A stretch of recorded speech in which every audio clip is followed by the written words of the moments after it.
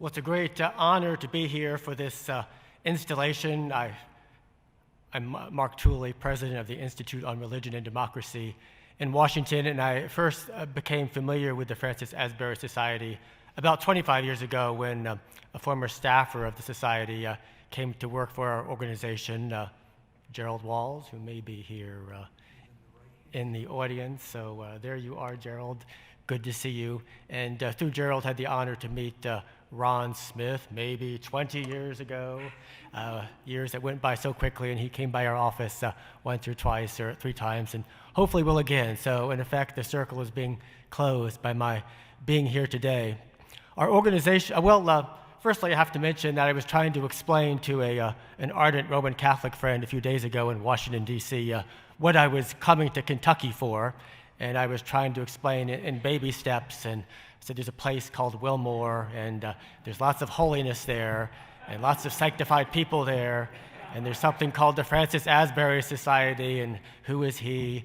And I said it's kind of like we're going to consecrate the new president, and it's kind of an apostolic succession, and we'll be laying on of hands. And he paused, and he said, will you be wearing a tiara? And I had to think about that and wonder where one gets a tiara in time for this Friday. So obviously I didn't make it, but hopefully that was enlightening for him. I'm a Methodist, but our organization is ecumenical, and it occurs to me that the Francis Asbury Society is important ecumenically, especially right now for 4 or 4.5 reasons that I'll cite.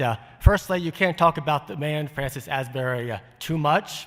He is not recalled and appreciated nearly enough. And there's no aspect of American not just American, global Christianity or American democracy has not ultimately been touched by his legacy in some way. And as we all know, too often our Calvinist friends tend to dominate the public conversation and to dominate Christian history. And so too many people don't even know who Francis Asbury is. So we need to lift up the legacy of Francis Asbury. 2, the focus of the society on evangelism, not true for people in this room, but evangelism, not just the word, but the concept, has become unfashionable in even Orthodox Christianity today in America. I recently talked to a longtime professor from a very distinguished evangelical college. I asked him, do your students believe in evangelism? And he paused for a long time. He said, I don't know. This was not any college in this town, but a distinguished college, Christian college elsewhere. So it's a major challenge, and it's really imperative for the society to lift up that message. Thirdly, the dominance increasingly of non-denominational Christianity in America, doing wonderful things, but often very too thin, not rooted, lacking theological distinctives, no tradition. There's never been a more important time, not just for Methodists, but for American Christianity, for us as Wesleyans to lift up the specific distinctives of the Wesleyan faith. And then finally, the fact that Wesleyans have always been confident in engaging society.